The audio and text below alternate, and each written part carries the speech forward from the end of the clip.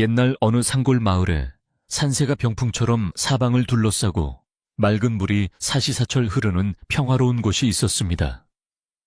봄이면 진달래가 온 산을 붉게 물들이고, 여름이면 시원한 계곡바람이 땀을 식혀주며, 가을이면 황금 들판이 물결치고, 겨울이면 하얀 눈이 소복이 쌓여 온 세상을 고요하게 만드는 그런 아름다운 마을이었습니다. 마을 사람들은 대대로 농사를 짓거나 산나무를 캐며 욕심 없이 살았고, 이웃의 숟가락 개수까지 훤히 알 정도로 정기 깊었습니다. 해가 지면 집집마다 밥 짓는 연기가 모락모락 피어오르고, 아이들의 웃음소리가 담장을 넘어 골목을 채우던 시간이 느리게 흐르는 듯한 평온한 마을이었습니다. 마을 어귀에는 수백 년 된 느티나무가 서 있어서 오가는 사람들의 쉼터가 되어주었고, 그 아래 평상은 마을 소식통이 모이는 사랑방 역할을 톡톡히 했습니다. 이 마을의 가장 깊숙한 곳, 대나무 숲이 울창하게 우거진 언덕배기에 자그마한 초가집 한 채가 외따로 떨어져 있었습니다. 그곳에는 앞을 보지 못하는 석영감이 홀로 살고 있었는데, 마을 사람들은 그를 대나무 할아버지라고 불렀습니다. 석영감은 젊은 시절에 큰 병을 앓아 시력을 잃었다고 전해지지만, 그의 손끝은 눈보다 더 예민하고 정확했습니다. 그는 대나무 숲에서 들려오는 바람소리만 듣고도 대나무의 굵기와 결을 알아맞혔고, 보이지 않는 눈 대신 손의 감각으로 세상을 읽으며 살아갔습니다. 그의 집 주변은 언제나 잘 다듬어진 대나무 조각들과 향긋한 대나무 내음으로 가득 차 있었으며, 마당은 티끌 하나 없이 정갈하게 쓸려 있어 주인의 깔끔한 성품을 짐작하게 했습니다. 석영감은 주로 대나무를 쪼개어 소쿠리나 채반 바구니 같은 생활 도구를 만들어 마을 사람들에게 팔거나 곡식과 바꾸어 생활했습니다. 그가 만든 죽쇠공품은 어찌나 촘촘하고 튼튼한지 한 번 사면 10년을 써도 망가지지 않는다고 하여 인근 장터에서도 으뜸으로 쳐주었습니다. 석영감은 아침 일찍 일어나 대나무 숲으로 들어가 적당한 대나무를 골라 베어내는 것으로 하루를 시작했습니다. 어이쿠, 오늘은 바람이 서쪽에서 분이 대나무들이 춤을 추는구나 하고 혼잣말을 하며 그는 더듬더듬 익숙한 길을 따라 숲으로 들어갔습니다. 날카로운 낫을 다루는 솜씨는 보는 사람이 조마조마할 정도로 거침없었지만, 정작 그는 단 한 번도 손을 베이는 법이 없었습니다. 그의 손은 마치 대나무와 대화를 나누는 듯 부드럽게 줄기를 훑어내렸습니다. 마을 사람들은 석영감을 진심으로 아끼고 존경했습니다. 비록 앞은 보이지 않지만 그는 누구보다 마을의 대소사를 훤히 꿰뚫고 있었고, 이웃 간의 다툼이 생기면 지혜로운 말 한마디로 중재를 해주곤 했습니다. 사람의 마음이라는 게 본래 둥근 것인데 욕심이 끼어들면 뭐가 나는 법이지요. 조금만 양보하면 다시 둥그러질 것을 왜 그리 모나게 구십니까? 하고 허허 웃으며 건네는 그의 말에는 묘한 설득력이 있었습니다.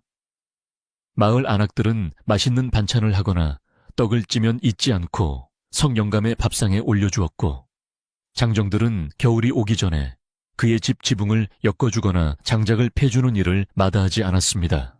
석영감의 집은 비록 외따로 떨어져 있었지만 사람들의 발길이 끊이지 않아 언제나 온기가 감돌았습니다. 그러나 세상 누구에게나 말 못할 사연 하나쯤은 있듯이 인자한 석영감에게도 남들이 모르는 깊은 비밀이 하나 숨겨져 있었습니다.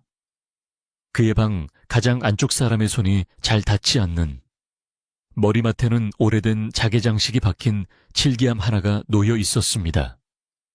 세월의 흔적이 역력하여 귀퉁이가 닳고 칠이 벗겨졌지만 은은하게 빛나는 자개 문양은 여전히 고풍스러운 멋을 풍겼습니다.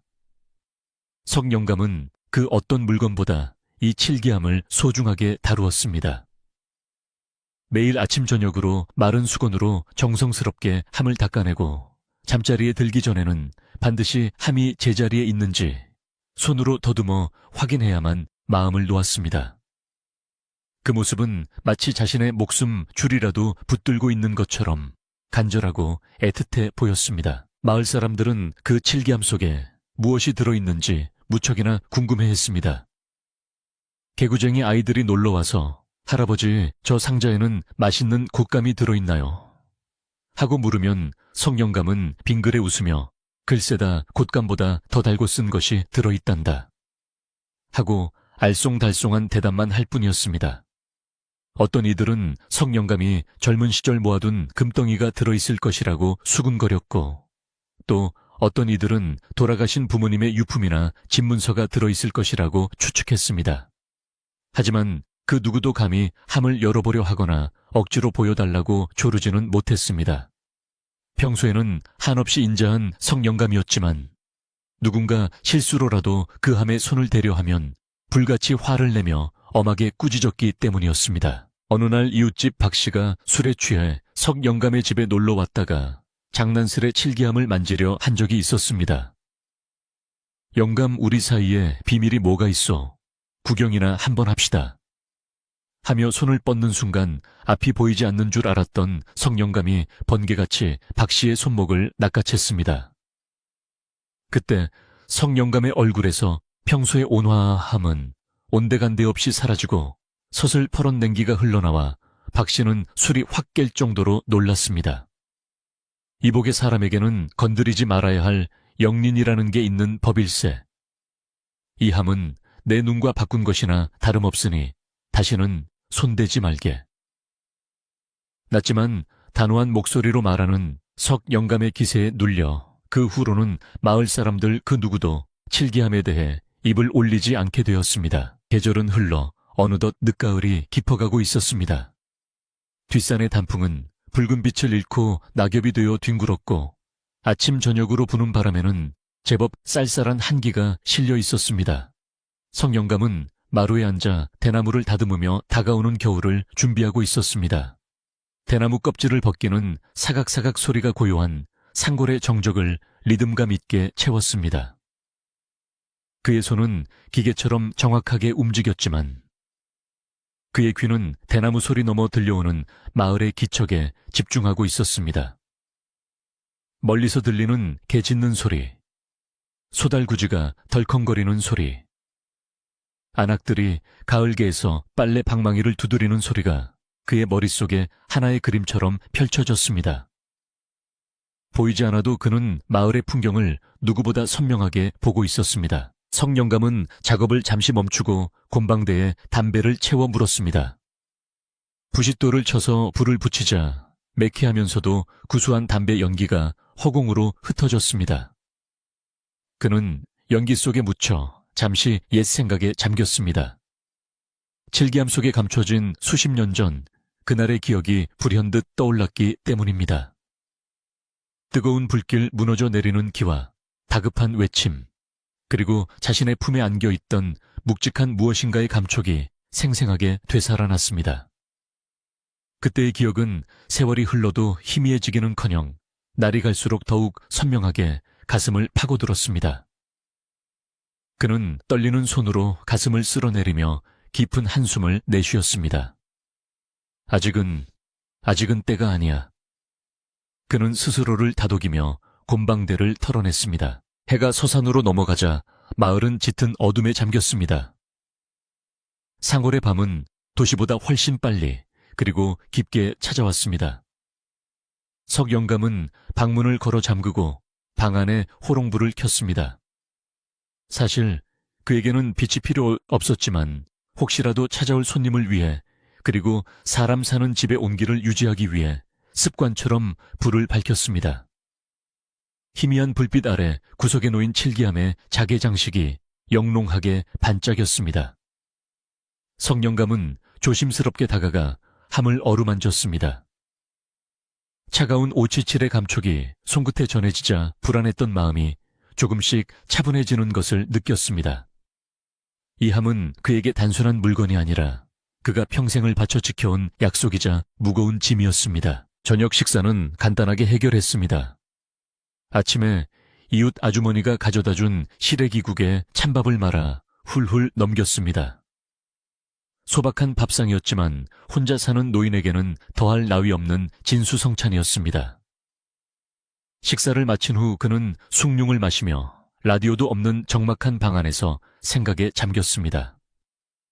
문풍지가 바람에 떨리는 소리가 마치 누군가 문을 두드리는 소리처럼 들려 그는 몇 번이나 귀를 쫑긋 세웠습니다. 최근 들어 왠지 모를 불안감이 엄습해오는 것을 느꼈습니다. 특별한 이유도 없이 가슴이 두근거리고 밤잠을 설치는 날이 많아졌습니다.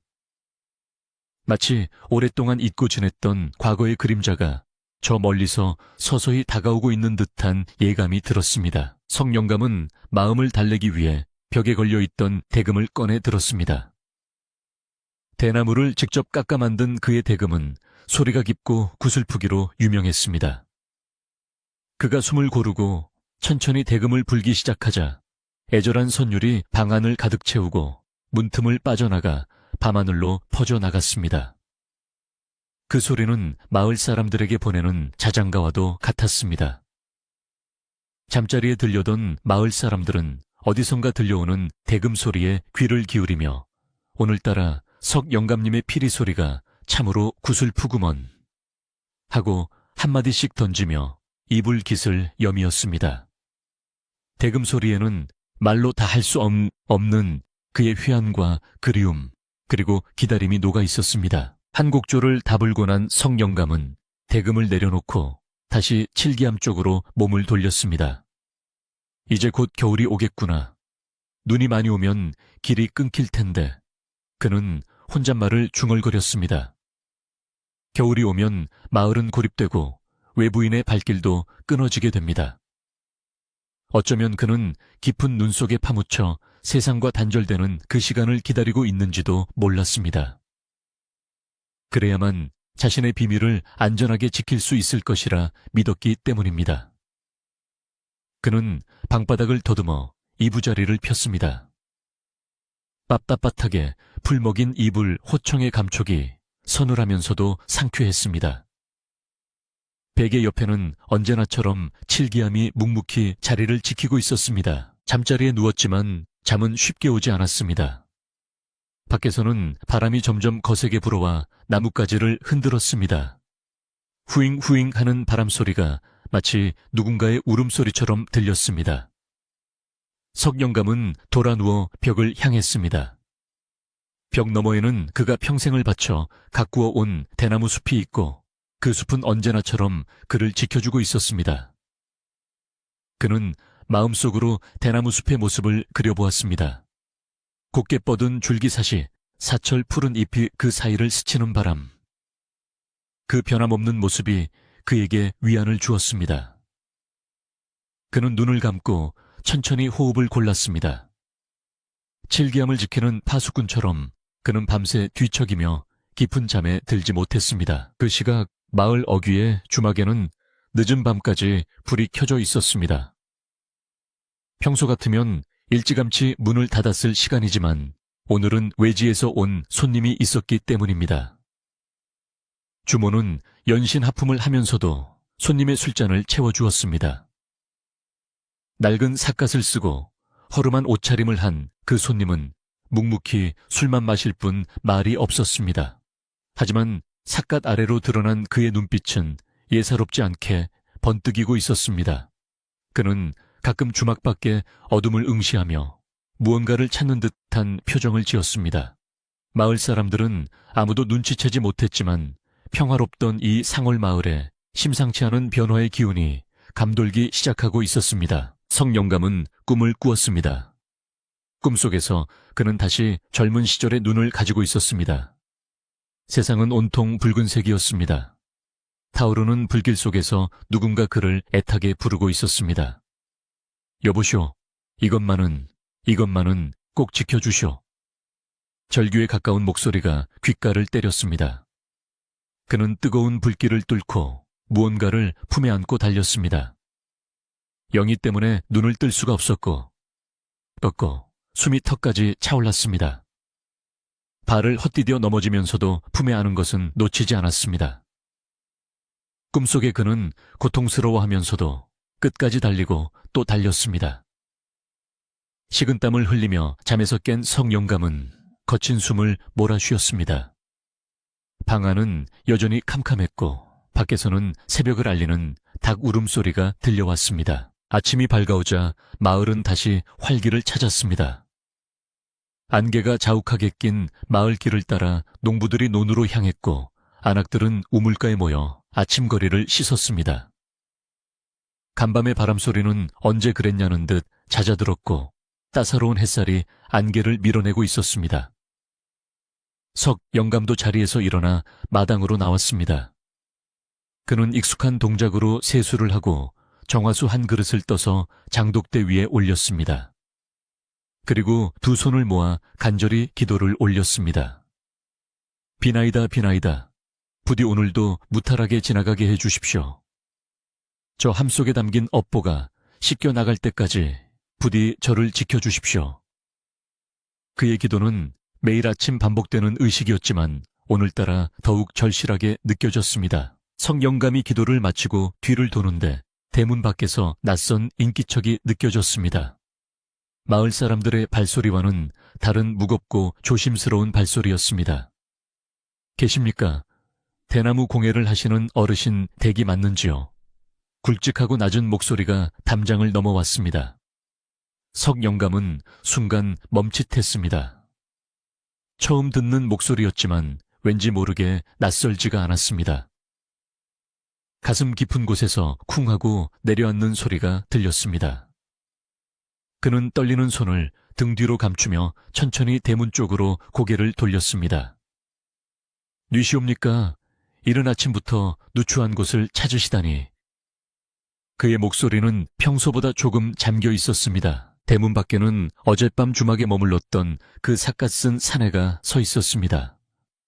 사내는 열린 대문 사이로 보이는 정갈한 마당과 그 가운데 서 있는 눈먼 노인을 유심히 바라보았습니다. 사내의 눈길은 노인의 얼굴을 거쳐 열린 방문 틈으로 보이는 방 안 깊숙한 곳까지 훑어보았습니다. 비록 밖에서는 잘 보이지 않았지만 사내는 마치 그곳에 무엇이 있는지 알고 있다는 듯한 표정이었습니다.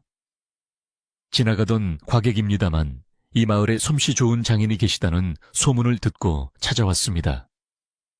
잠시 쉬어갈 수 있겠습니까?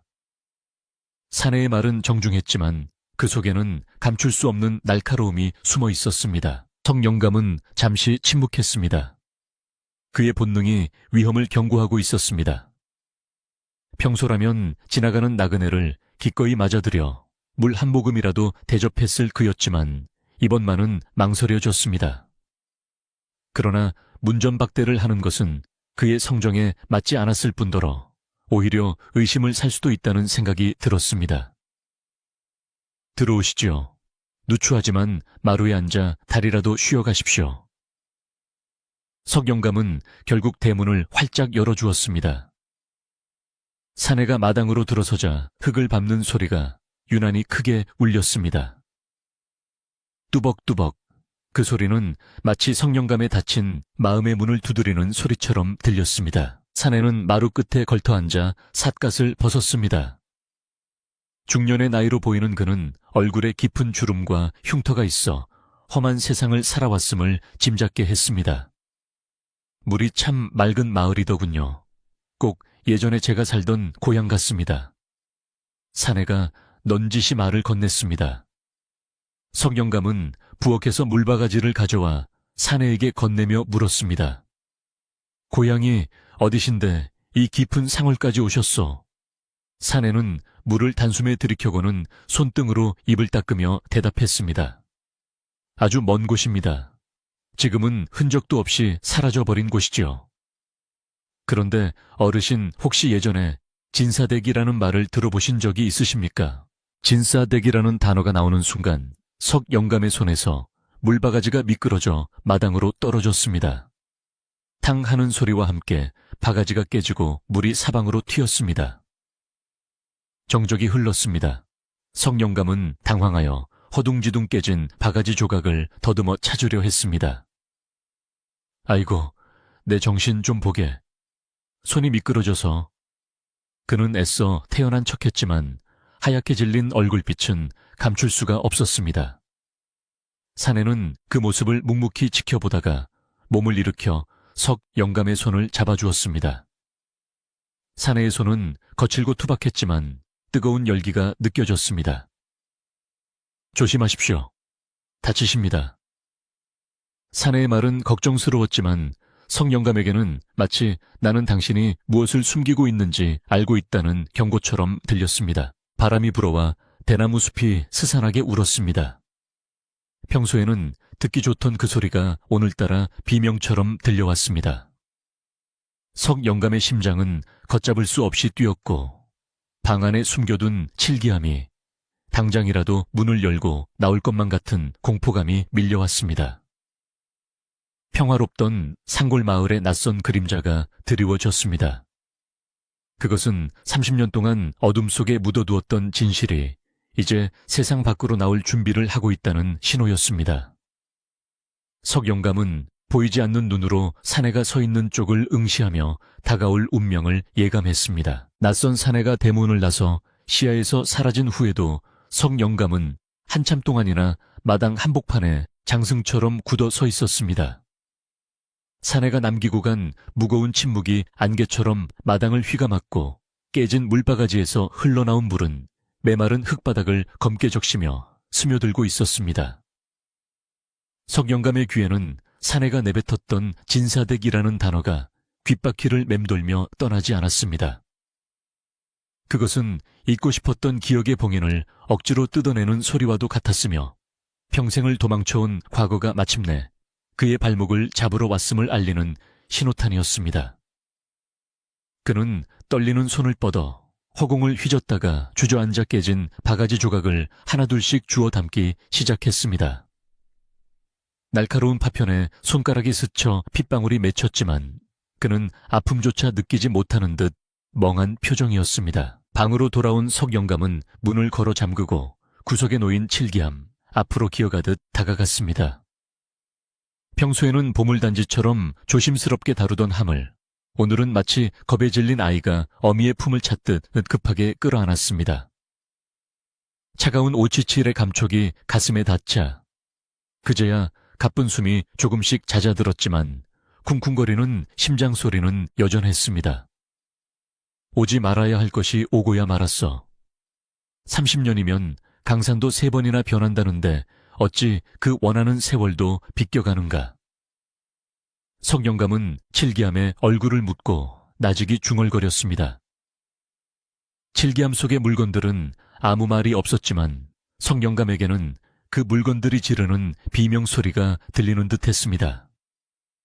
그는 함을 싼 보자기를 더욱 단단히 여미며 누구에게도 이것을 빼앗기지 않으리라 다짐했습니다. 한편 석영감의 집을 나선 낯선 사내는 마을을 곧장 떠나지 않고 어슬렁거리며 이곳저곳을 기웃거렸습니다.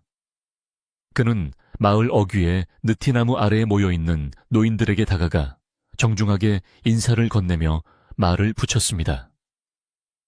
어르신들, 이 마을은 참으로 평화롭고 살기 좋은 곳 같습니다. 혹시 이곳에 오래전부터 살아오신 분이 계십니까? 낯선 이의 등장에 경계심을 보이던 노인들도 사내의 공손한 태도와 구수한 입담에 조금씩 경계심을 풀었습니다. 사내는 막걸리 한 사발을 대접하며 자연스럽게 화제를 옛날 이야기로 돌렸습니다. 그는 흉년이 들었던 해, 호랑이가 내려왔던 해 같은 잡다한 이야기들을 늘어놓다가 슬그머니 본색을 드러내며 30년 전의 이야기를 꺼냈습니다. 제가 듣기로는 이 근방에 아주 큰 기와집이 있었다고 하던데 혹시 기억하십니까? 한밤중에 큰 불이 나서 집안이 쑥대밭이 되었다는 소문을 들은 적이 있습니다. 사내의 질문에 곤방대를 물고 있던 최노인이 눈을 가늘게 뜨며 대답했습니다. 자네가 그걸 어찌 아는가? 벌써 30년도 더 된 일일세. 저 고개 너머에 진사댁이라는 큰 부잣집이 있었지. 인심도 후하고 떵떵거리는 집안이었는데 어느 날 밤 도깨비불 같은 화마가 덮쳐서 하룻밤 사이에 잿더미가 되어버렸어. 최 노인의 말에 사내의 눈빛이 번뜩였습니다. 그때 살아남은 사람은 없었습니까? 혹시 물건을 건져 나온 하인이라도? 사내는 집요하게 파고들었습니다. 최 노인은 기억을 더듬으며 고개를 갸웃거렸습니다. 글쎄 워낙 큰 불이라 사람도 여럿 죽고 난리가 아니었지. 그런데 가만히 있자 그때 그 집에서 심부름을 하던 젊은이가 하나 있었는데 그 친구가 불길 속에서 뭘 들고 나왔다는 소문이 있었어. 눈을 다쳐서 앞을 못 보게 되었다고 했던가. 최 노인의 말이 떨어지자마자 곁에 있던 다른 노인이 무릎을 치며 거들었습니다. 그래 맞네. 그게 바로 저 대나무 숲에 사는 석영감 아니던가. 그때 빈손으로 이 마을로 흘러들어와서 정착했지. 눈은 멀었어도 손재주가 좋아 먹고 살았지만 처음 왔을 때는 숫검정투성이에 몰골이 말이 아니었어. 노인들의 대화가 이어질수록 사내의 입계에는 묘한 미소가 번졌습니다. 마을의 우물가에서도 낯선 사내에 대한 이야기는 삽시간에 퍼져나갔습니다. 안악들은 물동이를 내려놓고 삼삼오오 모여 수군거렸습니다. 그 삿갓 쓴 남자 봤어. 눈매가 어찌나 매서운지 마주치기만 해도 오금이 저리더라. 글쎄 그 남자가 석영감네 집을 꼬치꼬치 캐묻고 다닌다지 뭐야. 혹시 석영감이 젊었을 때 무슨 큰 죄라도 지은 거 아닐까? 아무래도 수상해. 평소에는 법 없이도 살 사람 같더니 집에 금송아지라도 숨겨둔 게 아니면 왜 저런 무서운 사람이 찾아오겠어? 근거 없는 소문은 꼬리에 꼬리를 물고 눈덩이처럼 불어났습니다. 사람들은 석영감의 칠기함 속에 훔친 보물이 들어있을 것이라고 쑥덕거렸고 그가 시력을 잃은 것도 하늘의 벌을 받은 것이라고 함부로 말하기 시작했습니다. 이러한 흉흉한 소문은 바람을 타고 석영감의 귀에도 들어갔습니다. 평소에는 반갑게 인사를 건네던 이웃들이 슬금슬금 그를 피하는 기색이 역력했습니다. 대문을 두드리는 사람은 아무도 없었지만 담장 너머로 들려오는 수군거림은 그 어느 때보다 시끄러웠습니다. 저 영감이 사실은 진사댁 물건을 훔쳐 달아난 도둑놈이라며 어쩐지 그 칠기함을 죽어도 안 보여주더니 다 이유가 있었네. 사람들의 무심한 말들이 비수처럼 날아와 석영감의 가슴에 꽂혔습니다. 그는 억울하고 분통이 터졌지만 섣불리 나서서 해명할 수도 없는 노릇이었습니다.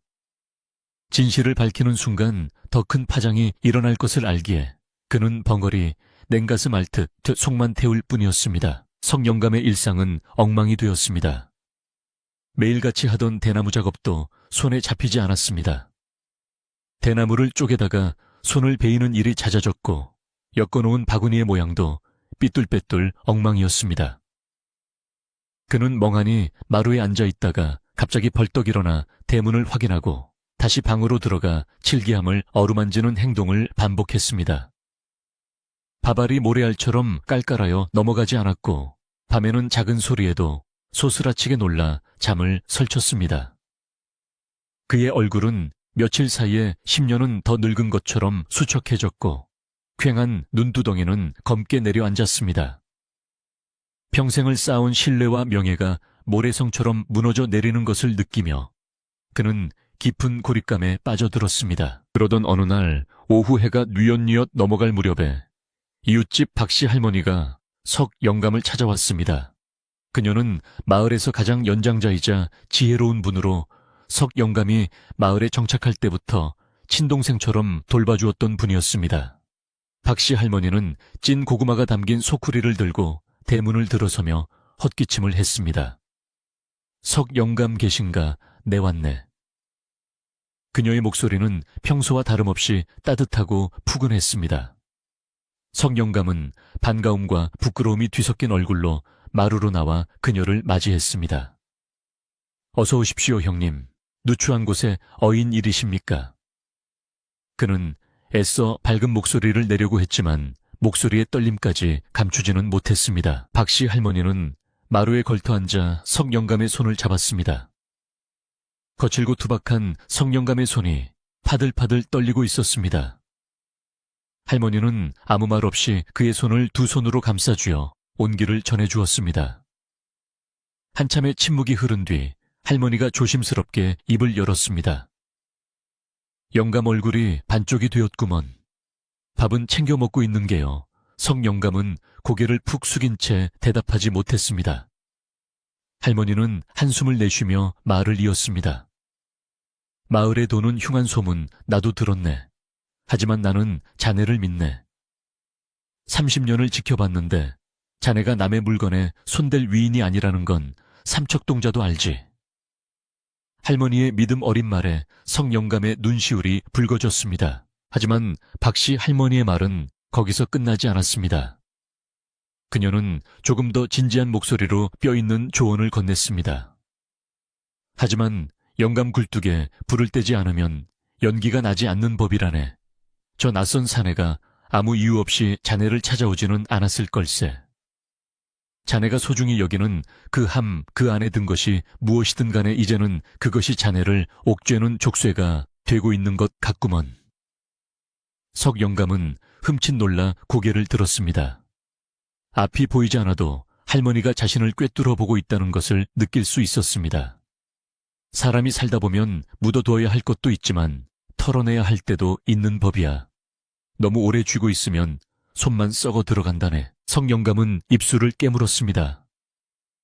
형님, 이것은 제 목숨보다 중요한 약속입니다. 제가 죽기 전에는 절대 열어볼 수 없는 그의 목소리가 갈라졌습니다. 박씨 할머니는 안타까운 표정으로 그를 바라보았습니다. 그 약속이 자네를 살리는 것인가? 아니면 죽이는 것인가? 잘 생각해보게. 저 사내는 쉽게 물러갈 위인이 아니야. 자네가 꽁꽁 숨길수록 의심은 더 커지고 결국에는 억지로라도 열어보려 들 걸세. 그때 가서 험한 꼴을 당하느니 차라리 자네 손으로 매듭을 푸는 게 낫지 않겠나. 할머니의 말은 구구절절 옳은 말이었기에 석 영감은 반박할 말이 없었습니다. 박씨 할머니가 돌아간 뒤에도 그녀의 말은 석 영감의 귓가에 맴돌았습니다. 매듭을 풀어라. 하지만 그것은 말처럼 쉬운 일이 아니었습니다. 그 함 속에는 단순히 물건만 들어있는 것이 아니었습니다. 그곳에는 억울하게 죽어간 주인마님의 마지막 눈물과 가문의 명예, 그리고 자신이 평생을 바쳐 지켜온 충심이 담겨 있었습니다. 그것을 세상에 드러내는 것은 마치 자신의 심장을 꺼내 보이는 것과 같은 고통이었습니다. 석 영감은 방안을 서성이며 갈등했습니다. 지켜야 한다는 의무감과 벗어나고 싶은 욕망 사이에서 그의 마음은 시계추처럼 흔들렸습니다. 밤이 깊어지자 바람이 더욱 거세졌습니다. 대나무 숲이 울부짖는 소리가 마치 군사들의 함성처럼 들려왔습니다. 석 영감은 자리에 누웠지만 잠을 청할 수가 없었습니다. 그때 밖에서 바스락거리는 소리가 들렸습니다. 바람 소리와는 분명히 다른 누군가가 조심스럽게 발을 옮기는 소리였습니다. 석 영감은 숨을 죽이고 귀를 기울였습니다. 발소리는 담장을 돌아 뒤뜰 쪽으로 향하고 있었습니다. 낯선 사내가 다시 찾아온 것이 분명했습니다. 그는 낮에 오지 않고 밤에 몰래 염탐을 하러 온 것이었습니다. 석 영감의 등골에 식은땀이 흘렀습니다. 사내는 단순히 물건을 찾는 것이 아니라 석 영감의 빈틈을 노리고 있는 맹수와 같았습니다. 사내는 마당으로 들어오지는 않았지만 담장 밖에서 한참 동안 집안의 동태를 살폈습니다. 석 영감은 방 안에 불을 끄고 칠기함을 품에 안은 채 어둠 속에 웅크리고 앉아 있었습니다.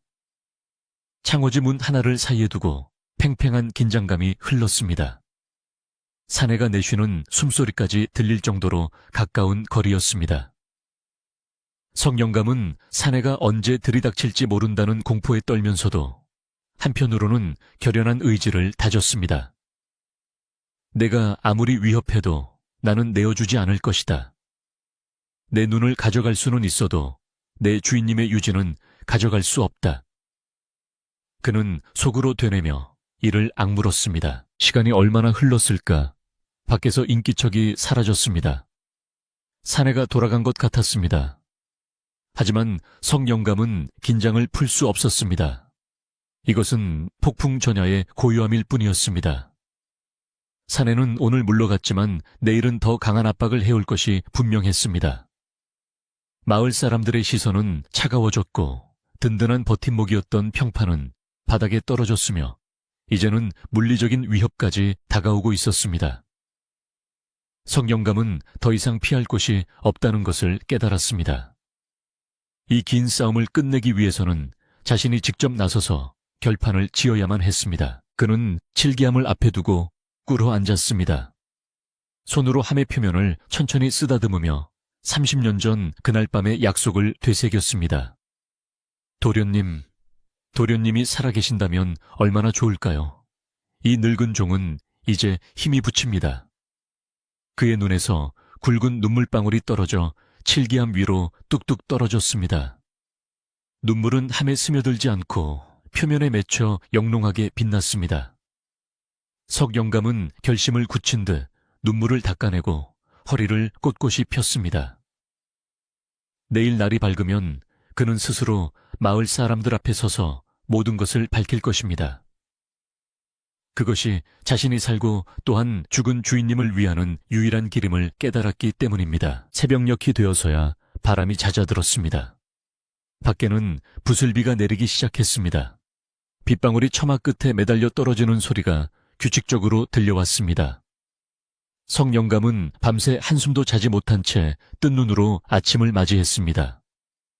그의 얼굴은 창백했지만 눈빛만은 그 어느 때보다 맑고 깊었습니다. 그는 자리에서 일어나 정갈한 옷으로 갈아입었습니다. 하얀 못이 적삼을 꺼내 입고 머리를 단정하게 빗어 넘겼습니다. 마치 중요한 의식을 치르러 가는 사람처럼 비장한 모습이었습니다. 그는 칠기함을 보자기에 싸서 품에 안았습니다. 이제는 세상 밖으로 나갈 시간이었습니다. 그때 대문을 두드리는 소리가 났습니다. 쾅쾅쾅. 이번에는 조심스러운 노크가 아니라 당장 나오라는 듯한 거칠고 위압적인 두드림이었습니다. 이 안에 있는 거 다 안다. 썩 나오지 못해. 사내의 고함 소리가 새벽의 정적을 깨뜨렸습니다. 마을 사람들도 웅성거리며 하나둘씩 모여드는 기색이 느껴졌습니다. 성영감은 깊은 숨을 들이마셨습니다. 드디어 올 것이 왔습니다. 그는 떨리는 다리에 힘을 주고 천천히 방문을 열었습니다. 차가운 새벽 공기가 훅 끼쳐 들어와 그의 얼굴을 때렸습니다. 품에 안은 칠기함이 묵직하게 그의 가슴을 눌러왔지만 그는 더 이상 물러서지 않고 대문 쪽을 향해 첫 발을 내디뎠습니다. 비가 추적추적 내리는 새벽 대문을 부서질 듯 두드리는 소리는 빗소리마저 삼켜버릴 만큼 거칠고 요란했습니다. 성영감은 품에 안은 칠기함을 생명줄처럼 끌어안고 떨리는 다리를 진정시키며 마당으로 나섰습니다. 차가운 빗방울이 그의 얼굴과 어깨를 적셨지만 그 냉기조차 지금 그의 가슴 속에서 타오르는 불안과 긴장을 식히지 못했습니다. 대문 빗장을 푸는 그의 손끝이 미세하게 떨렸고 끼익 하는 쇳소리와 함께 육중한 대문이 열리자 밖에서 기다리고 있던 낯선 사내의 거친 숨소리가 훅 하고 밀려 들어왔습니다. 사내는 붉게 충혈된 눈으로 성영감을 노려보고 있었고 그 뒤로는 소란의 잠을 깬 마을 사람들이 우산을 쓰거나 삿갓을 쓴 채 걱정과 호기심이 뒤섞인 눈빛으로 웅성거리고 있었습니다. 드디어 나오셨구만. 내 눈을 피할 수 있을 줄 알았소. 사내는 다짜고짜 소리를 지르며 마당 안으로 성큼성큼 들어왔습니다. 그의 목소리에는 지난 며칠간의 기다림에 대한 분노와 마침내 잡았다는 확신이 가득 차 있었습니다. 성영감은 보이지 않는 눈으로도 사내의 살기를 느낄 수 있어 저절로 뒷걸음질 쳤지만 품에 안은 칠기함만은 결코 놓지 않았습니다. 사내는 성영감의 가슴에 안긴 칠기함을 보자마자 눈을 번뜩이며 손가락질했습니다. 저거다. 저것이 바로 우리 진사댁에서 사라진 물건이야. 30년 전 불타는 집에서 내 놈이 훔쳐 달아난 그 폐물함이 분명하단 말이다. 사내의 고함이 천둥소리처럼 마당을 울렸습니다. 마을 사람들은 사내의 확신에 찬 외침에 술렁이기 시작했습니다. 폐물함이라고 그럼 정말 성영감이 도둑질을 했단 말인가? 설마 그럴 리가 없어. 우리가 아는 성령감은 그럴 사람이 아니야. 하지만 저 함을 봐.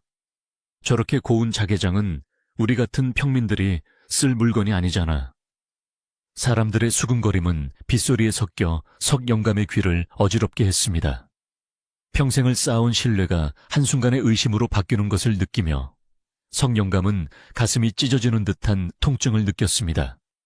그는 억울함에 입술을 깨물었지만 지금 당장 변명해봐야 통하지 않을 것임을 직감했습니다. 사내는 이미 그를 범죄자로 단정짓고 있었고 마을 사람들의 마음도 흔들리고 있었기 때문입니다. 사내는 더 이상 참지 못하겠다는 듯 석영감에게 달려들어 칠기함을 빼앗으려 했습니다. 이리 내놔. 이건 내 놈 같은 늙은이가 가질 물건이 아니야. 사내의 거친 손이 칠기함을 낚아채려 하자 석영감은 온몸을 비틀어 저항했습니다. 안 됩니다. 이것만은 절대로 안 됩니다. 이건 훔친 물건이 아니오. 석영감의 절규에 가까운 외침이 빗줄기를 뚫고 퍼져나갔습니다. 두 사람의 몸싸움에 흙탕물이 튀고 석영감의 낡은 옷고름이 뜯겨나갔습니다.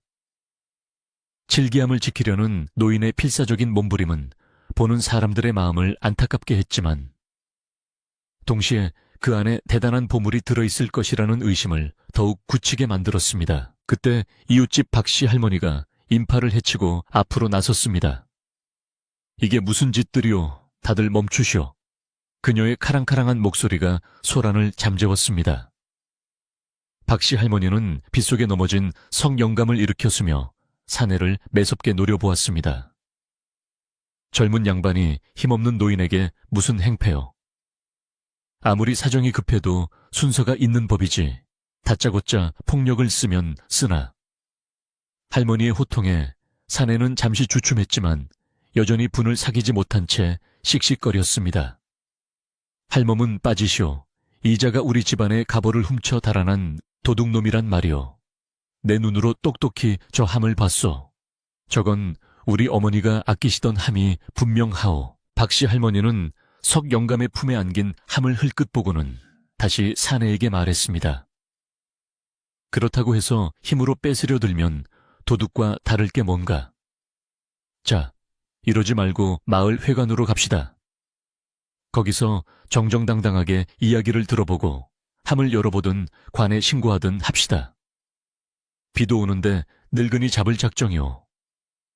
할머니의 제안에 마을 사람들도 동조했습니다. 그래 박씨, 할머니 말씀이 맞네. 여기서 이러지 말고 안으로 들어갑시다. 석영감도 할 말이 있을 거 아니오. 분위기가 이렇게 흐르자 사내도 어쩔 수 없다는 듯 물러섰습니다. 좋소. 하지만 저 함에서 내 말이 사실로 밝혀지면 저 늙은이는 내 손에 죽을 줄 아시오. 사내는 으름장을 놓았습니다. 석영감은 박씨 할머니의 부축을 받으며 간신히 몸을 추슬렀습니다. 흙투성이가 된 옷과 헝클어진 머리카락, 그리고 빗물에 젖어 초라해진 모습이었지만 칠기함만은 여전히 가슴에 꼭 품고 있었습니다. 그는 보이지 않는 눈을 들어 허공을 응시하며 깊은 한숨을 내쉬었습니다. 이제는 정말 피할 수 없는 막다른 골목에 다다랐음을 뼈저리게 느꼈습니다. 그는 떨리는 목소리로 입을 열었습니다. 알겠습니다. 회관으로 가겠습니다. 다만 잠시만 시간을 주십시오. 옷이라도 갈아입고 마음의 준비를 할 시간을 조금만 주십시오. 그의 목소리에는 체념과 동시에 어떤 결연한 의지가 담겨 있었습니다. 사내는 의심스러운 눈초리로 석영감을 쏘아보았습니다. 도망이라도 칠 셈이냐, 아니면 그 안에 든 물건을 빼돌리려는 수작이냐. 사내가 거칠게 쏘아붙이자 석영감은 고개를 가로저었습니다. 앞도 못 보는 늙은이가 이 빗속에 어디로 도망을 가겠습니까? 그리고 이 함은 내 목숨과 바꾼 것입니다. 절대 훼손하지 않습니다. 그저 마지막으로 인사를 올릴 시간이 필요할 뿐입니다. 석영감의 진심 어린 호소에 박씨 할머니가 거들었습니다. 잠깐 기다려 줍시다. 내가 감시하고 있을 테니 걱정 마시오. 결국 사내는 씩씩거리며 마당 한 구석에 서서 감시의 눈길을 거두지 않았습니다. 석 영감은 비틀거리는 걸음으로 다시 방으로 들어갔습니다. 문을 닫자 바깥의 소음이 차단되고 익숙한 방 안의 공기가 그를 감쌌습니다. 그는 젖은 옷을 벗어 던지고 장롱에서 가장 깨끗한 하얀 두루마기를 꺼내 입었습니다. 손이 덜덜 떨려 옷고름을 매는 것조차 쉽지 않았지만 그는 침착하려고 애쓰며 천천히 매무새를 다듬었습니다. 이제 곧 30년간 지켜온 비밀이 세상에 드러날 것입니다. 그 비밀이 드러나면 자신은 누명을 벗을 수도 아니면 영원히 죄인으로 낙인 찍힐 수도 있었습니다. 하지만 결과가 어찌 되든 이제는 무거운 짐을 내려놓아야 할 때가 왔음을 그는 알고 있었습니다. 그는 방바닥에 정주하고 앉아 칠기함을 앞에 놓았습니다. 마른 수건으로 빗물에 젖은 함의 표면을 정성스럽게 닦아냈습니다. 함에 새겨진 자개 문양 하나하나가 손끝에 선명하게 느껴졌습니다. 마님, 드디어 때가 되었습니다. 도련님이 저렇게 장성하여 찾아오셨는데 제가 더 이상 숨길 수가 없습니다. 그는 허공에 대고 나직이 중얼거렸습니다. 그의 머릿속에는 30년 전 그날 밤의 참상이 주마등처럼 스쳐 지나갔습니다. 평화롭던 기와집이 순식간에 불길에 휩싸이고 사람들의 비명소리가 가득했던 그 지옥 같은 밤이 생생하게 떠올랐습니다. 기억 속의 불길은 여전히 뜨거웠습니다. 당시 젊은 하인이었던 그는 불길 속으로 뛰어들었습니다. 주인의 마지막 명령을 지키기 위해 그는 자신의 안위는 돌볼 겨를도 없이 안방으로 달려갔습니다. 매캐한 연기가 눈과 코를 찔렀고 뜨거운 열기에 피부가 타들어가는 것 같았습니다. 무너져 내리는 석가래를 피하며 그는 마침내 주인이 가리킨 그곳에 도달했습니다. 그리고 그곳에서 그가 발견한 것은 금덩어리나 보석이 아니라 바로 이 작은 칠기함이었습니다. 이것을 꼭 지켜다오. 우리 가문의 혼이 담긴 것이다. 주인의 피 맺힌 유언이 귓가에 쟁쟁하게 울렸습니다. 그는 함을 품에 안고 불길을 뚫고 나왔습니다. 그 과정에서 뜨거운 불티가 눈에 튀어 극심한 고통을 느꼈지만 멈출 수 없었습니다. 눈앞이 점점 캄캄해져 왔지만 오직 품에 안은 함을 지켜야 한다는 일념 하나로 달리고 또 달렸습니다. 그렇게 시력을 잃고 어둠 속을 헤매며 도달한 곳이 바로 이 상올 마을이었습니다. 그는 자신의 이름도 과거도 모두 지운 채 오직 대나무 노인으로 살아가며 이 함을 지켜왔습니다. 언젠가 주인의 혈육이 찾아오면 돌려주기 위해 하루도 빠짐없이 함을 닦으며 기다려온 세월이었습니다. 그런데 정작 그 혈육이 자신을 도둑으로 몰아세우는 현실이 야속하기만 했습니다. 하지만 원망하지 않습니다. 저분이 살아계신 것만으로도 천만다행이지요. 석 영감은 쓴웃음을 지으며 마음을 다잡았습니다. 사내의 오해와 마을 사람들의 의심은 억울했지만 중요한 것은 주인의 유지가 지켜졌다는 사실이었습니다. 그는 이제 그 증거를 보여줄 것입니다. 함 속에 무엇이 들어있는지는 그 자신도 정확히 알지 못했습니다. 감히 열어볼 엄두를 내지 못했기 때문입니다. 하지만 주인이 목숨과 바꿔 지키려 했던 것이니 분명 가문에게는 보물보다 귀중한 것일 터였습니다. 그는 떨리는 손으로 함의 잠금 장치를 만지작거렸지만 아직은 열지 않았습니다. 모든 사람이 보는 앞에서 당당하게 열어야만 진실이 밝혀질 것이기 때문입니다. 방 밖에서는 빗줄기가 더욱 거세지고 있었습니다. 처마 끝에서 떨어지는 물소리가 마치 북소리처럼 둥둥거리며 그의 심장 박동을 재촉했습니다. 마을 사람들은 비를 피하기 위해 마루 밑이나 처마 밑에 옹기종기 모여 있었고 사내는 여전히 마당 한가운데서 비를 맞으며 방문을 노려보고 있었습니다. 긴장감이 감도는 정적 속에서 오직 빗소리만이 세상의 소음을 덮고 있었습니다. 석 영감은 눈을 감고 깊게 심호흡을 했습니다. 대나무 숲에서 불어오는 바람 냄새가 문틈으로 스며들어 코끝을 스쳤습니다. 그 익숙한 향기가 그에게 마지막 용기를 불어넣어 주었습니다. 가자, 이제 끝을 낼 시간이다. 석영감은 자리에서 일어났습니다. 칠기암을 다시 소중하게 보자기에 싸서 품에 안았습니다. 그의 얼굴에는 더 이상 두려움이나 망설임이 없었습니다. 오직 진실을 밝히겠다는 결연함만이 서려 있었습니다. 그는 문을 열고 다시 세상 밖으로 나갔습니다. 그의 등장에 마당에 있던 사람들의 시선이 일제히 그에게 쏠렸습니다. 하얀 두루마기를 입고 꼿꼿하게 선 그의 모습은 방금 전 진흙탕에 뒹굴던 초라한 노인이 아니었습니다. 마치 득도한 도인이나 기품 있는 선비처럼 범접할 수 없는 아우라가 풍겨 나왔습니다. 석영감은 천천히 마루로 걸어나와 사내가 있는 쪽으로 몸을 돌렸습니다. 오래 기다리게 해서 미안하오. 자, 마을 회관으로 갑시다. 거기서 모든 것을 밝히리다. 그의 목소리는 낮지만 힘이 있었고 빗소리를 뚫고 사람들의 귀에 명확하게 꽂혔습니다. 사내는 석영감의 달라진 태도에 잠시 기세가 눌린 듯 했지만 이내 콧방귀를 뀌며 앞장섰습니다. 이제 와서 점잖은 척해봐야 소용없어. 내 죄는 네가 가장 잘 알 테니까. 사내는 성큼성큼 대문 밖으로 나갔고 석영감은 박씨 할머니의 부축을 받으며 그 뒤를 따랐습니다. 마을 사람들도 우산을 받쳐들고 긴 행렬을 이루며 뒤따랐습니다. 마을 회관은 벌써 소식을 듣고 모여든 사람들로 북적였습니다. 평소에는 마을 잔치가 열리거나 회의를 하던 곳이었지만 오늘만은 엄숙한 재판장과 같은 분위기였습니다. 사람들은 반원형으로 둘러앉아 중앙에 자리를 비워두었고 그 한가운데 작은 상이 놓여 있었습니다.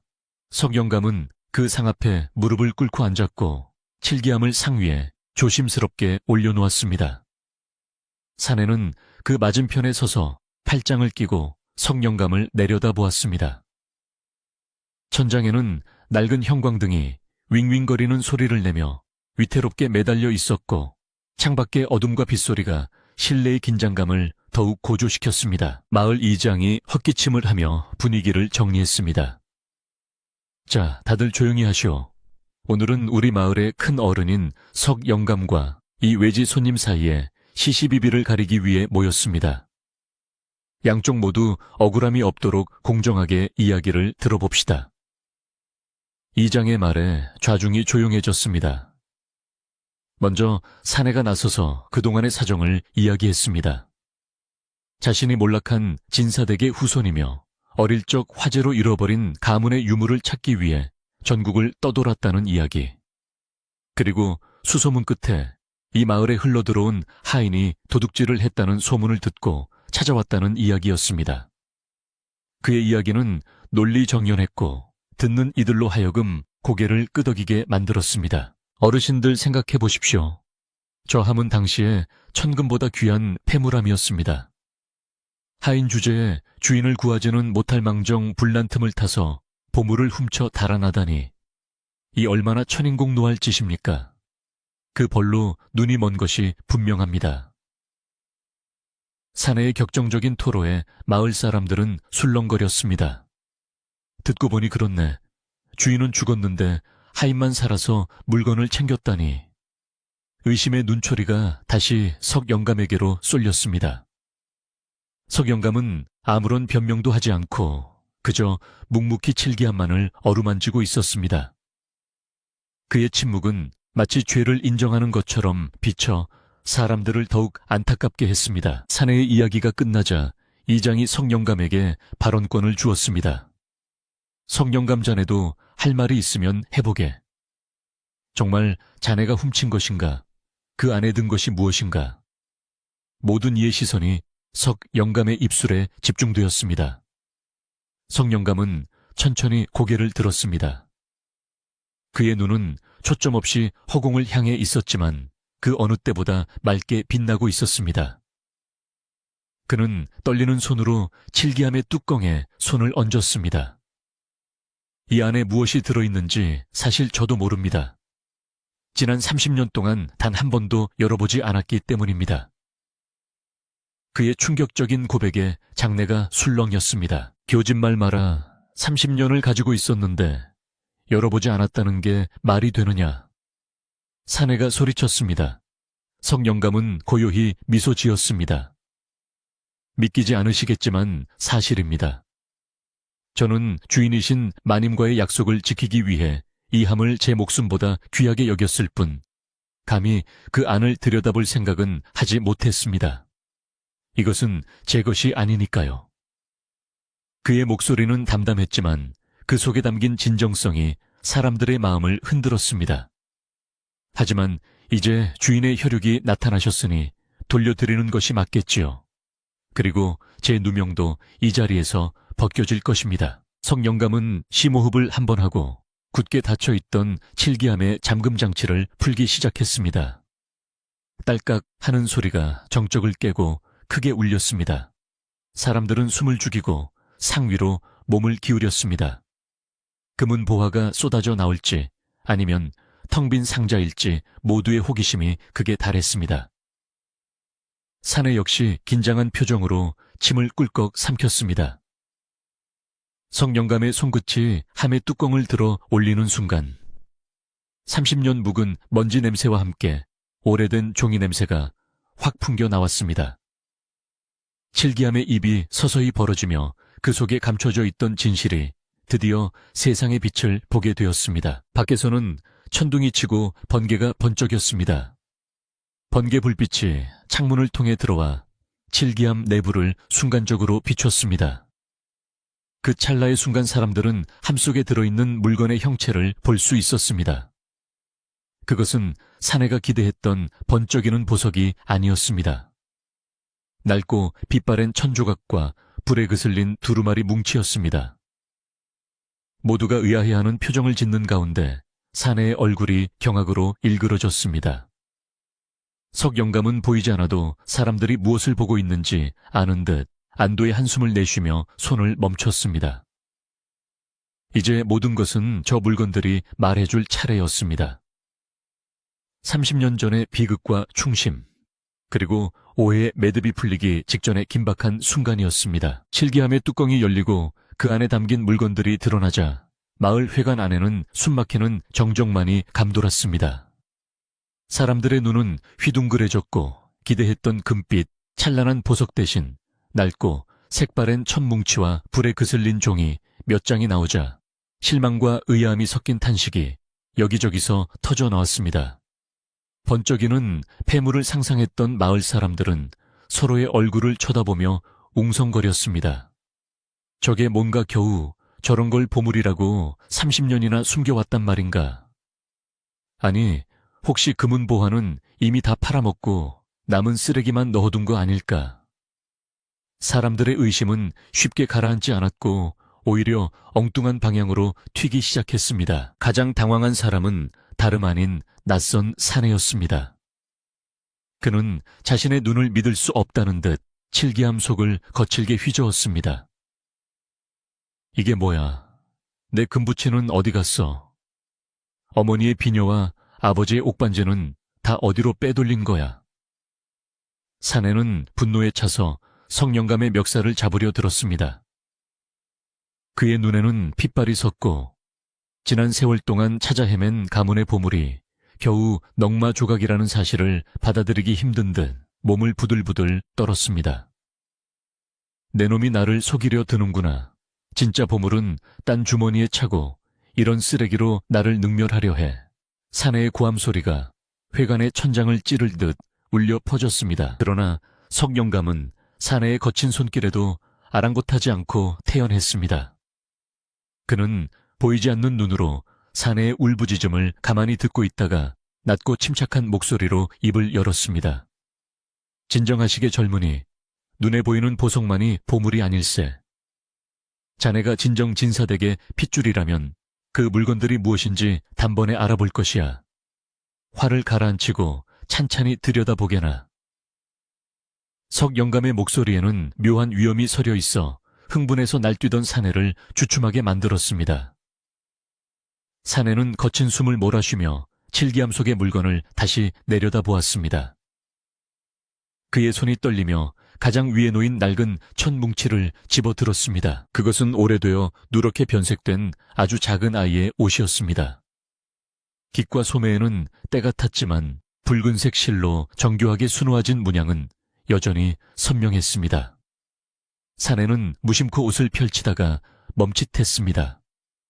옷깃 안쪽에 수놓아진 장수 창슈라는 글자와 그 아래 작게 새겨진 가문의 문장이 눈에 들어왔기 때문입니다.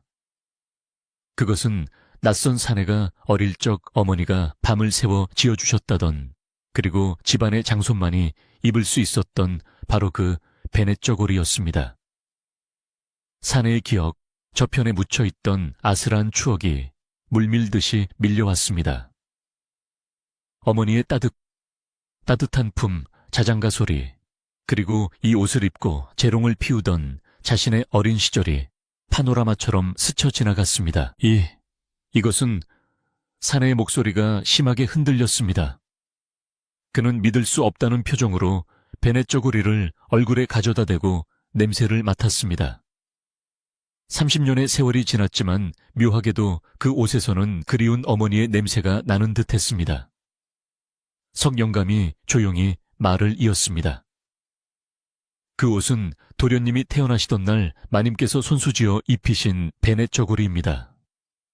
불길이 치솟던 그날 밤 마님께서는 폐물함에 있던 보석들을 다 쏟아버리시고 가장 먼저 그 옷과 족보, 그리고 도련님께 남길 서찰을 담으셨습니다. 금은 다시 구할 수 있지만 가문의 뿌리와 자식의 흔적은 무엇과도 바꿀 수 없다 하시면서요. 석영감의 설명에 회관하는 물을 끼얹은 듯 조용해졌습니다. 마을 사람들도 숨을 죽이고 두 사람을 지켜보았습니다. 사내는 베넷저고리를 손에 쥔 채 망부석처럼 서 있었습니다. 그의 손끝이 미세하게 떨리고 있었고 눈가에는 물기가 차오르기 시작했습니다. 그는 함 속에 남아있던 불에 그슬린 종이 뭉치를 조심스럽게 꺼냈습니다. 가장자리가 검게 타들어갔지만 붓글씨로 쓴 내용은 알아볼 수 있었습니다. 그것은 급박한 상황에서 쓴 듯 필체가 흐트러져 있었지만 자식을 걱정하는 부모의 절절한 마음이 고스란히 담겨있는 유서였습니다. 사내는 떨리는 목소리로 서찰을 읽어 내려갔습니다. 사랑하는 내 아들아, 화마가 우리 집을 삼키고 있구나. 너를 살려보내기 위해 유모편에 너를 먼저 내보낸다. 이 함을 지키는 자는 우리 집안의 가장 충직한 종이니 그를 믿고 의지하거라. 비록 집은 다 없어지더라도 네가 살아있다면 우리 가문은 영원할 것이다. 부디 강건하게 자라다오. 서찰을 읽는 사내의 목소리가 울먹임으로 뚝뚝 끊겼습니다. 마지막 줄, 이 함을 전해주는 자를 아비처럼 섬겨라 라는 대목에 이르러서는 결국 참았던 눈물이 봇물 터지듯 쏟아져 나왔습니다. 종이는 사내의 눈물로 젖어 들어갔습니다. 사내는 그 자리에 털썩 주저앉았습니다. 그는 자신이 무슨 짓을 저질렀는지 그제야 깨달았습니다. 30년 전 자신의 부모님은 금덩어리가 아니라 자신의 목숨과 가문의 정신을 지키기 위해 이 함을 남기셨고 눈앞에 이 늙은 하인은 그 약속을 지키기 위해 자신의 두 눈과 젊음을 바쳤던 것입니다. 그런데 자신은 그 은인을 도둑으로 몰아쓰고 멱살까지 잡았으니 이보다 더 큰 불효와 배은망덕이 어디 있겠습니까? 사내는 가슴을 치며 통곡했습니다. 아, 어머니 아버지, 제가 못난 놈입니다. 회관 안의 마을 사람들도 눈시울을 붉혔습니다. 박씨 할머니는 옷소매로 눈물을 훔치며 혀를 찼습니다. 아이고 세상에, 저런 사연이 있었을 줄이야. 우리는 그것도 모르고 영감을 의심했으니 우리도 다 죄인일세. 이장도 고개를 숙이며 한숨을 내쉬었습니다. 석영감 자네가 참으로 큰일을 했네. 우리는 자네가 그저 고집쟁이 노인인 줄만 알았지 이렇게 깊은 뜻이 있는 줄은 꿈에도 몰랐네. 사람들의 수군거림은 이제 의심이 아닌 존경과 미안함으로 바뀌어 있었습니다. 석영감의 침묵이 비겁함이 아니라 목숨을 건 신이었음이 밝혀지는 순간이었습니다. 성영감은 우는 사내 앞으로 다가가 더듬더듬 그의 어깨를 찾았습니다. 그리고 투박한 손으로 사내의 등을 쓰다듬었습니다. 도련님, 울지 마십시오. 도련님이 이렇게 훌륭하게 장성해서 찾아와 주신 것만으로도 이 늙은 종은 여한이 없습니다. 마님과 대감마님께서도 하늘에서 기뻐하실 겁니다. 그의 목소리는 따뜻하고 인자했습니다. 자신을 도둑 취급했던 사내에 대한 원망은 조금도 느껴지지 않았습니다. 오히려 오랫동안 기다려온 주인을 만난 기쁨과 안도감만이 가득했습니다. 사내는 석영감의 다리를 붙잡고 엎드려 오열했습니다. 어르신, 죽을 죄를 지었습니다. 제 눈이 멀어 은인도 못 알아보고 이 못난 놈을 용서해 주십시오. 제 두 눈을 파내어 어르신께 드려도 시원치 않을 죄인입니다. 사내의 참회는 진심이었습니다. 그는 머리를 바닥에 찌으며 용서를 빌었습니다. 밖에서는 비가 그치고 구름 사이로 달빛이 비치기 시작했습니다. 회관 안에 팽팽했던 긴장감은 눈 녹듯 사라지고 대신 가슴 뭉클한 감동이 그 자리를 채웠습니다. 석영감은 사내를 일으켜 세웠습니다. 일어나십시오. 도련님은 죄인이 아닙니다. 그저 너무 오랫동안 그리움과 한이 쌓여 잠시 눈이 흐려졌던 것뿐입니다. 이제 모든 것이 제자리를 찾았으니 되었습니다. 이 함은 이제 주인에게 돌아갔으니 제 임무도 끝났습니다. 석영감의 얼굴에는 평생 짊어지고 있던 무거운 짐을 내려놓은 듯한 홀가분함이 스쳐 지나갔습니다. 그의 눈은 비록 보이지 않았지만 마음의 눈으로 사내의 진심을 보고 있었습니다. 그제야 분위기를 살피던 이장이 나섰습니다. 자, 이제 오해도 풀렸고 눈물바람도 그만합시다. 이렇게 귀한 손님이 오셨는데 빈속으로 보낼 수는 없지 않소. 부녀회장 어서 부엌에 가서 뭐라도 좀 내으시오. 다들 긴장해서 배가 출출할 텐데. 이장의 너스레의 박씨, 할머니와 아낙들이 서둘러 일어났습니다. 그래요. 마침 팥죽 쑤어놓은 게 있으니 얼른 데워올게요. 뜨끈한 거 한 그릇씩 먹고 속 좀 풉시다.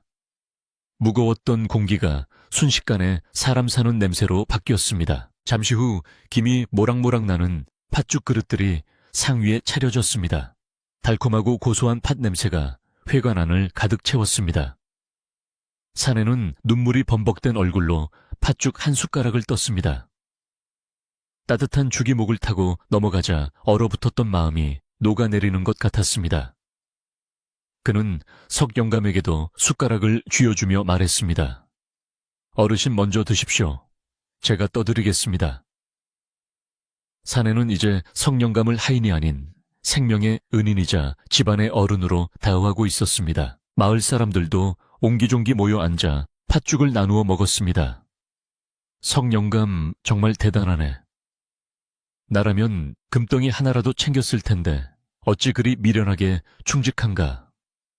농담 섞인 칭찬이 오갔고 회관 안에는 웃음꽃이 피었습니다. 석영감은 쑥스러운 듯 허허 웃으며 팥죽을 넘겼습니다.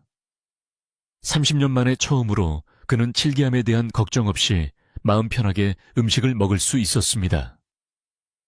그동안 그를 짓누르던 도둑이라는 누명은 벗겨졌고 충신이라는 명예로운 이름이 그에게 주어졌습니다. 식사가 끝날 무렵 사내는 다시 한번 정색을 하고 마을 사람들 앞에 섰습니다. 여러분, 제가 본의 아니게 마을을 소란스럽게 하여 죄송합니다. 그리고 저의 어리석음으로 인해 이 마을의 어르신을 모욕했으니 그 벌은 달게 받겠습니다. 하지만 이 은혜는 평생 잊지 않고 갚겠습니다. 그는 깊이 허리를 숙여 인사했습니다. 마을 사람들은 박수로 그를 격려했습니다. 사람이 살다 보면 실수도 하는 법이지 이제라도 알았으니 됐네. 덕담이 오가며 훈훈한 분위기가 이어졌습니다. 비온 뒤에 땅이 굳어진다고 했던가요? 이번 소동으로 인해 마을 사람들은 석영감의 진가를 다시 한번 확인하게 되었고 마을의 결속력은 더욱 단단해졌습니다. 밖으로 나오니 비구름은 완전히 물러가고 밤하늘에는 별이 총총히 박혀 있었습니다. 깨끗하게 씻긴 대나무 숲에서는 싱그러운 풀 냄새가 진동했습니다. 성령감은 사내의 부축을 받으며 집으로 향했습니다. 올 때는 죄인처럼 끌려왔지만 갈 때는 영웅이 되어 돌아가는 길이었습니다. 사내는 석영감의 손을 꼭 잡고 걸으며 물었습니다. 어르신, 이제 저와 함께 가시지요. 제가 모시겠습니다. 눈도 고쳐드리고 남은 여생 편안하게 해드리겠습니다. 하지만 성령감은 고개를 가로저었습니다. 아닙니다, 도련님. 저는 이곳이 좋습니다. 내 눈과 바꾼 대나무 숲이 있고 나를 믿어주는 이웃들이 있는 이곳이 내 집입니다. 도련님은 도련님의 세상으로 돌아가 가문을 다시 일으키십시오. 저는 여기서 그 소식을 듣는 것만으로도 족합니다. 사내는 석영감의 고집을 꺾을 수 없음을 알고 안타까워했지만 그 뜻을 존중하기로 했습니다. 집에 도착하자 텅 비어있던 방 안이 다시 온기로 채워졌습니다. 칠기암은 이제 주인의 손에 들려 떠날 준비를 하고 있었습니다. 석영감은 텅 빈 자리를 손으로 쓸어보았습니다. 허전함보다는 시원섭섭함이 더 컸습니다. 그는 사내에게 말했습니다. 오늘 밤은 여기서 주무시고 가시지요. 비록 누추하지만 예시약이나 나누면서 회포를 풉시다. 사내는 흔쾌히 수락했습니다. 네, 어르신, 밤새도록 어르신의 무용담을 듣고 싶습니다. 두 사람은 마주 앉아 호롱불 아래서 밤이 깊도록 도란도란 이야기를 나누었습니다. 문 밖에서는 풀벌레 소리가 자장가처럼 들려오고 마당의 대나무들은 바람에 흔들리며 사각사각 춤을 추었습니다. 30년 동안 가슴속에 맺혀있던 응어리가 풀리는 밤이었습니다. 석영감의 얼굴에는 그 어느 때보다 평온한 미소가 번졌습니다. 그는 이제 더 이상 과거의 화마 속에 갇혀있지 않았습니다. 진실은 밝혀졌고 명예는 회복되었으며 그의 곁에는 든든한 주인의 아들이 함께하고 있었습니다. 마을의 밤은 깊어가고 두 사람의 그림자는 창호지 문 위에 하나로 겹쳐져 따뜻하게 흔들리고 있었습니다. 내일 아침이면 사내는 떠나겠지만 오늘 밤의 기억은 영원히 남을 것입니다. 그리고 마을 사람들은 두고두고 이 이야기를 전설처럼 전할 것입니다. 앞을 보지 못하는 노인이 지켜낸 것은 단순한 함이 아니라 인간의 도리와 신의였다는 것을 말입니다. 그렇게 폭풍우가 지나간 산골 마을에는 다시금 평화롭고 깊은 고요가 찾아왔습니다. 폭풍우가 지나간 다음 날 아침 산골 마을의 하늘은 마치 누군가가 깨끗한 물걸레로 정성스럽게 닦아놓은 듯 티 없이 맑고 푸르게 개었습니다. 간밤에 세차게 내리던 비는 마을의 묵은 먼지와 사람들의 마음속에 쌓여있던 의심의 찌꺼기까지 말끔히 씻어 내려간 듯했습니다. 처마 끝에 매달린 빗방울이 아침 햇살을 머금어 영롱한 보석처럼 반짝이고 물을 가득 머금은 대나무 숲은 더욱 짙은 초록빛을 띠며 싱그러운 생명력을 뿜어내고 있었습니다. 온 산천이 눈부시게 빛나는 가운데 석영감의 집 마당에도 따스한 햇볕이 가득 쏟아져 내려 젖은 땅을 부드럽게 말려주고 있었습니다. 석영감은 여느 때보다 가벼운 몸놀림으로 일어나 마루로 나왔습니다. 지난밤 30년 묵은 체증이 내려간 덕분인지 그의 얼굴색은 눈에 띄게 환해져 있었고 늘 미간에 잡혀있던 깊은 주름도 다리미로 다린 듯 펴져 있었습니다. 그는 습관처럼 방문 옆을 더듬었으나 늘 그 자리에 있던 칠기함이 없다는 사실을 깨닫고 잠시 멈칫했습니다. 허전함이 스쳐 지나갔지만 곧이어 가슴 깊은 곳에서부터 따뜻한 안도감이 밀려왔습니다. 그것은 상실감이 아니라 평생을 짓누르던 무거운 짐을 비로소 내려놓은 사람만이 느낄 수 있는 진정한 자유로움이었습니다. 마당에서는 진사댁의 아들이 떠날 채비를 하고 있었습니다. 그는 간밤에 석영감과 많은 이야기를 나누며 오해를 풀고 아버지의 충직한 하인이었던 석영감에게 깊은 감명을 받은 상태였습니다. 사내는 옷매무새를 단정히 하고 석영감 앞에 섰습니다. 어르신, 저는 이제 그만 떠나보려 합니다. 가문의 유품을 되찾은 것도 기쁘지만 어르신 같은 충신을 뵙게 된 것이 저에게는 더 큰 보물입니다. 사내의 목소리에는 진심 어린 존경심이 담겨 있었습니다. 그는 더 이상 어제처럼 날카롭고 위협적인 사내가 아니라 예의 바르고 듬직한 장부의 모습이었습니다. 사내는 품에서 두툼한 돈주머니를 꺼내 성영감의 손에 쥐어주려 했습니다. 이것은 제 작은 성의입니다. 어르신께서 평생을 바쳐 지켜주신 것에 비하면 턱없이 부족하지만 남은 여생 동안 따뜻한 밥이라도 편히 드셨으면 하는 마음입니다. 부디 거절하지 말아 주십시오. 묵직한 돈주머니가 손바닥에 닿자 성영감은 잠시 생각에 잠긴 듯 하더니 이내 온화한 미소를 지으며 주머니를 다시 사내 쪽으로 밀어냈습니다. 도련님, 마음은 고맙게 받겠습니다만 이 돈은 제게 필요 없습니다. 저는 대나무 숲에서 얻는 것으로 충분히 먹고 살 수 있습니다. 사내가 당황하여 다시 권하려 하자 성영감은 그 손을 꼭 잡으며 말을 이었습니다. 돈을 주시면 저는 또다시 그것을 지키느라 마음을 졸여야 할 것입니다. 칠기함을 지키느라 30년을 마음 졸였는데 이제 늙은이가 돈 보따리를 끌어안고 살 수는 없지 않겠습니까? 그저 가끔씩 이 늙은이가 살아있는지 소식이나 전해주시면 그것으로 족합니다. 석영감의 욕심 없는 말에 사내는 코끝이 찡해짐을 느꼈습니다. 그는 결국 돈주머니를 거두고 대신 마을 이장을 불러 다른 부탁을 남겼습니다. 자신이 가져온 돈으로 성영감의 낡은 집을 튼튼하게 수리해주고 철마다 땔감과 쌀이 떨어지지 않도록 마을에서 잘 보살펴 달라는 부탁이었습니다. 이별의 시간이 다가왔습니다. 마을 어귀의 느티나무 아래까지 마을 사람들이 모두 배웅을 나왔습니다. 사내는 칠기함을 소중히 품에 안고 말에 올랐습니다.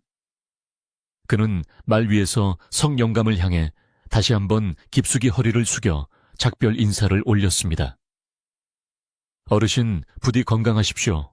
제가 꼭 다시 찾아뵙겠습니다. 그때는 제 자식들도 데리고 와서 어르신의 충조를 가르치겠습니다. 성영감은 보이지 않는 눈으로 소리나는 쪽을 향해 손을 흔들었습니다. 도련님도 살펴가십시오. 가문을 다시 일으키시고 훌륭한 사람이 되십시오. 말발굽 소리가 따각따각 멀어져 가고 사내의 모습이 고개 너머로 사라질 때까지 성영감은 자리를 뜨지 않고 그곳을 지켰습니다. 사내가 떠난 후 마을의 분위기는 확연히 달라졌습니다. 성영감을 바라보는 사람들의 눈빛에는 존경과 미안함, 그리고 애탐이 가득했습니다. 그동안 근거 없는 소문에 휩쓸려 그를 의심하고 멀리했던 이웃들은 쥐구멍이라도 찾고 싶은 심정이었습니다. 가장 먼저 박씨 할머니가 나섰습니다. 그녀는 큼지막한 암탉 한 마리를 잡아 푹 고아들고 석영감의 집을 찾았습니다. 영감, 어제는 참 고생 많았네. 내 잔에 볼 면목이 없어서 이걸 좀 가져왔네. 몸보신이라도 하시게. 할머니의 목소리에는 겸연쩍음이 묻어났습니다. 성영감은 박씨 할머니의 손을 맞잡으며 허허 웃었습니다. 형님도 참 별 말씀을 다 하십니다. 사람이 살다 보면 오해할 수도 있는 것이지요. 저는 아무렇지도 않습니다. 오히려 형님 덕분에 일이 잘 해결되지 않았습니까? 석영감의 너그러운 태도에 박씨 할머니는 눈시울을 붉혔습니다. 이 소식을 들은 다른 마을 사람들도 하나둘씩 석영감의 집으로 모여들었습니다. 어떤 이는 갓 지은 찰밥을 가져오고 어떤 이는 잘 익은 김치를, 또 어떤 이는 꿀단지를 들고 찾아왔습니다. 석영감의 마루는 금세 마을 사람들이 가져온 음식들로 발 디딜 틈 없이 가득 찼습니다. 마을 장정들은 누가 시키지도 않았는데 팔을 걷어붙이고 나섰습니다. 어르신, 지난번 태풍에 담장이 좀 기울었던데 제가 오늘 아주 튼튼하게 손봐드리겠습니다. 저는 지붕을 좀 엮어야겠어요. 올겨울 춥지 않게 지내시려면 미리 손을 봐야지요. 뚝딱뚝딱 망치질 소리와 톱질 소리가 경쾌하게 울려 퍼졌습니다. 사내가 남기고 간 돈을 쓸 필요도 없이 마을 사람들은 자신의 일처럼 석 영감의 집을 단장해 주었습니다. 그 소란스러운 소음이 석 영감에게는 세상 그 어떤 음악보다 정겹고 따뜻하게 들렸습니다. 그는 마루에 걸터앉아 사람들의 활기찬 목소리를 들으며 행복한 미소를 지었습니다. 한낮에 햇살이 기울고 저녁 노을이 붉게 물들 무렵 석 영감의 집 마당에서는 작은 잔치가 벌어졌습니다. 마을 안악들이 부엌을 차지하고 맛있는 냄새를 피워 올렸습니다. 가마솥 뚜껑을 뒤집어 전을 부치고 큰 솥에는 구수한 시래기, 된장국이 보글보글 끓었습니다. 평소에는 적막하기만 했던 석 영감의 집이 30년 만에 처음으로 사람들의 온기와 웃음소리로 가득 찼습니다.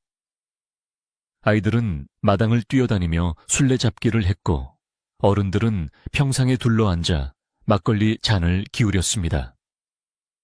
이웃 간의 정이 다시 끈끈하게 이어지는 순간이었습니다. 이장님이 술잔을 높이 들고 건배를 제의했습니다. 자, 오늘 우리는 우리 마을의 큰 보물을 다시 찾았습니다. 땅속에 묻힌 금덩이가 아니라 바로 우리 곁에 계신 석 영감님의 그 변함없는 마음이 진짜 보물 아니겠습니까? 석 영감님의 건강과 우리 마을의 평화를 위하여 사람들의 함성이 밤하늘로 퍼져 나갔습니다. 석 영감도 이웃이 따라주는 술을 한 잔 받아 마셨습니다. 톡 쏘면서도 달큰한 막걸리가 목을 타고 넘어가자 온몸에 따뜻한 기운이 퍼졌습니다. 그는 태어나서 처음으로 자신이 이 마을의 진정한 일원이 되었음을 느꼈습니다. 잔치가 무르익어갈 즈음 사람들이 하나둘씩 석 영감에게 청을 넣기 시작했습니다. 영감님, 기분도 좋으신데 대금 한 자락 뽑아주시죠. 맞아요. 어제는 구슬퍼서 눈물이 날 뻔했는데 오늘은 좀 신명 나는 걸로 들려주세요. 사람들의 성화에 석 영감은 못 이기는 척 방에서 대금을 꺼내 들었습니다. 손에 익은 대나무의 감촉이 그에게 말을 걸어오는 듯 했습니다. 그는 숨을 고르고 천천히 입술을 가져다 댔습니다. 삐익 첫음이 울리자 좌중은 쥐 죽은 듯 조용해졌습니다. 오늘 연주하는 곡조는 예전과 달랐습니다. 한과 슬픔이 서려 있던 애절한 가락 대신 맑은 시냇물이 흐르는 듯 경쾌하고 부드러운 선율이 흘러나왔습니다. 봄바람에 춤추는 나비처럼 가을 들판을 스치는 황금 물결처럼 대금 소리는 자유롭고 평온했습니다. 듣는 사람들의 얼굴에도 저절로 미소가 번졌습니다. 어떤 이는 눈을 감고 감상했고 어떤 이는 어깨를 들썩이며 장단을 맞췄습니다. 대나무 숲도 바람에 흔들리며 석 영감의 연주에 화음을 넣어주었습니다. 자연과 사람 그리고 음악이 하나가 되는 아름다운 밤이었습니다. 연주가 끝나자 우레와 같은 박수가 쏟아졌습니다. 역시 석 영감님 솜씨는 명불허전이야. 내 10년 묵은 체증이 다 내려가는 것 같네. 칭찬이 쏟아지는 가운데 석 영감은 부끄러운 듯 대금을 무릎 위에 내려놓았습니다. 그의 마음속에는 더 이상 어둠이 없었습니다. 비록 눈은 보이지 않지만 그는 이제 세상 그 누구보다 밝은 빛 속에 살고 있었습니다. 과거의 비밀은 풀렸고 그의 충심은 인정받았으며 무엇보다 그를 아껴주는 이웃들이 곁에 있었습니다. 밤이 깊어지자 사람들은 하나둘씩 집으로 돌아갔습니다. 영감님, 푹 주무세요. 내일 아침에 또 들르겠습니다. 문단속 잘하시고요. 따뜻한 인사말들이 오가고 석 영감의 집은 다시 고요해졌습니다. 하지만 그 고요함은 예전의 쓸쓸하고 차가운 정막이 아니었습니다. 사람들의 온기가 남아있는 포근하고 아늑한 고요함이었습니다. 석 영감은 마당에 서서 밤하늘을 올려다보았습니다. 보이지는 않지만 수만 개의 별들이 그를 내려다보며 축복해주고 있다는 것을 느낄 수 있었습니다. 방으로 들어온 석 영감은 잠자리를 폈습니다. 빳빳하게 풀먹인 이불이 사그락거리는 소리를 냈습니다. 그는 자리에 눕기 전에 습관처럼 칠기함이 놓여있던 자리를 손으로 쓸어보았습니다. 텅 빈 공간에서 느껴지는 서늘한 나무, 바닥의 감촉. 하지만 그 빈자리는 이제 허전함이 아니라 완성을 의미했습니다. 그는 주인과의 약속을 끝까지 지켜냈고 그 증표를 주인에게 무사히 돌려주었습니다. 그의 인생에서 가장 큰 과업을 마친 것입니다. 성영감은 베개에 머리를 누이고 편안하게 눈을 감았습니다. 창호지 문 너머로 은은한 달빛이 방 안으로 스며들어와 그의 평온한 얼굴을 비췄습니다.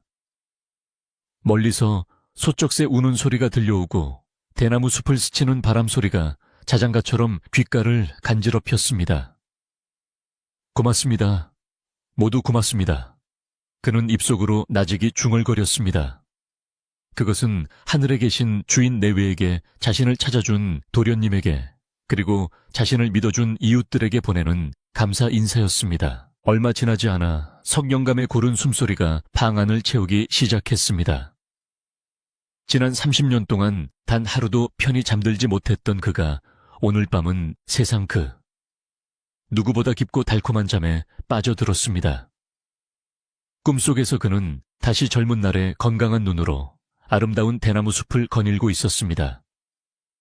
그곳에는 불타는 집도 무거운 비밀도 없었습니다. 오직 따스한 햇살과 향긋한 바람만이 그와 함께했습니다. 이 상월 마을의 이야기는 여기서 끝이 납니다. 진실은 언젠가 밝혀지고 진심은 반드시 통한다는 것을 보여준 석영감의 이야기. 오늘 밤 여러분도 석영감처럼 마음속의 무거운 짐을 모두 내려놓으시길 바랍니다.